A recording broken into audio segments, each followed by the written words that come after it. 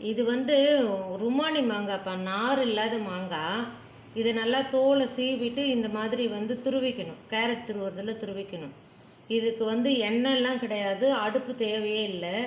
அப்படியே நம்ம எல்லாத்தையும் ஒன்றா கலந்து ஒரு ஆவக்காய் மாதிரி இது ஒரு ஊறுகாய், இனிப்பு ஊறுகாய். இதுக்கு வந்து நான் வெல்லம் துருவி வச்சுருக்கேன், மாங்காய் துருவி வச்சுருக்கேன். இது அளவு மட்டும் உங்களுக்கு நான் சொல்கிறேன் பாருங்கள். இது ஒரு 4 மாங்காய் திருவுனேன் நான். அதை திருவுனது பாருங்கள் எத்தனை கப்பு வருதுன்னு பார்க்கலாம் நம்ம. இது வெயிட்டாக தான் இருக்கும், நிறைய இருக்கும் இதில் பொருள். அதனால் ரொம்ப நீங்கள் வந்து அளவுலாம் கரெக்டாக பண்ண முடியாது. டேஸ்ட் பண்ணி தான் நீங்கள் அளவு பண்ணிக்கணும், பார்த்துக்கணும். 2 கப் ஆச்சு. எவ்வளோ வருது பாருங்கள். 3 கப் ஆச்சு. 4 கப்புப்பா.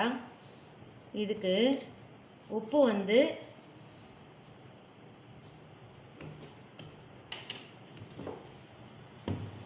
ஒரு 3/4 கப்பு போடுறேன்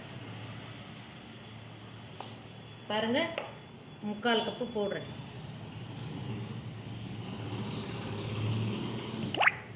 இந்த வெல்லத்தை இதுவும் பாருங்கள் வெயிட்டாக இருக்கும். திருவும் பொழுது நமக்கு அப்படியே கட்டியாக பார்க்கும் பொழுது ஒரு 1/2 கிலோ வெல்லத்தை திருவுனா இவ்வளோ கிடச்சிது எனக்கு. இது ஒரு 2 கப்பு போடலாம்.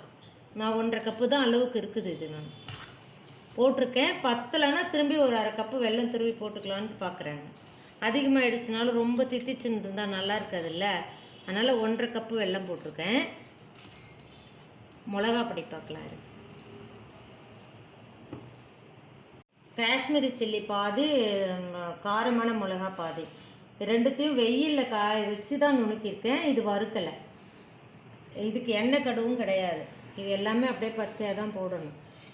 ஒரு 1/2 கப்பு மிளகாத்தூள். தித்திப்பு, உப்பு, புளிப்பு அந்த மாதிரி இருக்கும் இந்த ஊறுகாய். கொஞ்சம் மஞ்சள்தூள் போட்டுடலாம் நம்ம. ஸ்பூன் மஞ்சள்தூள் போட்டுட்டேன்ப்பா. இந்த மிளகாப்பொடி, இந்த வெல்லம், உப்பு எல்லாத்தையும் போட்டு இந்த மாங்காயை கலந்து வச்சிடலாம்.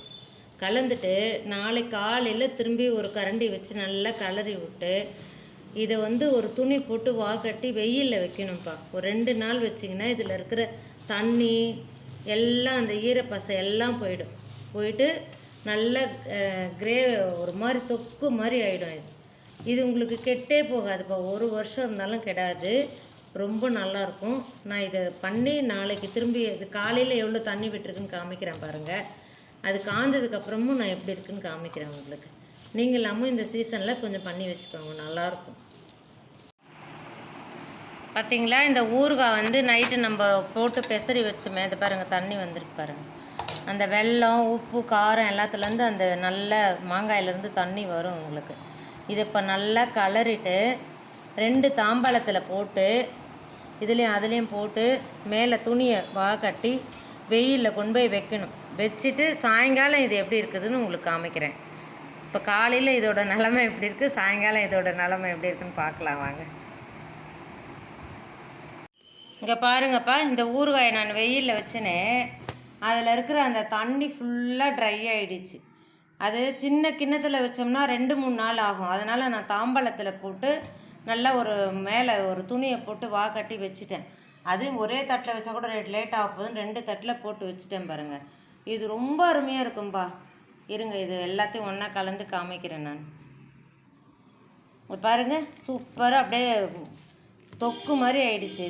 இதுக்கு நான் எண்ணெயும் கிடையாது, கடுகும் கிடையாது, அடுப்பும் தேவையில்லைப்பா. இது அப்படியே துருவி காஞ்ச மிளகாய் வெயிலில் காய வச்சு உப்பு, மிளகாப்பொடி, வெல்லம், மஞ்சத்தூள் எல்லாத்தையும் போட்டு கலந்து ஒரு நாள் தான் வச்சேன். சூப்பராக ரெடி ஆகிடுச்சு. இப்போ இந்த பாட்டில் நம்ம ஸ்டோர் பண்ணிடலாம். ஸ்டோர் பண்ணிவிட்டு காமிக்கிறேன் பாருங்கள். இது 1 வருஷம் வரைக்கும் கெடலப்பா. போன வருஷம் நான் போட்டேன், போன மாதத்தோடு தான் எனக்கு காலியாச்சு அந்த ஊறுகாய். வேஸ்ட்டே ஆகலை. ஃப்ரிட்ஜில் வச்சாலும் நல்லாவே இருக்குது, கலர் மாறாமல். வெளியில் எடுத்து வச்சாலும் ஒரு டப்பாவில் வச்சா அது பூர்ணமோ எதுவுமே வரல, கெட்டும் போகலை. அவ்வளோ சூப்பராக இருந்துச்சுப்பா. இதுக்கு வேறு வினிகர் எந்த ஒரு பிசரட்டும் கிடையாது, கடுகு பொடி கூட கிடையாது, இதுக்கு நல்லெண்ணெயும் கிடையாது.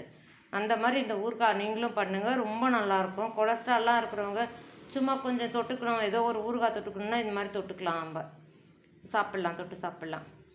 வாழ்க வளமுடன்.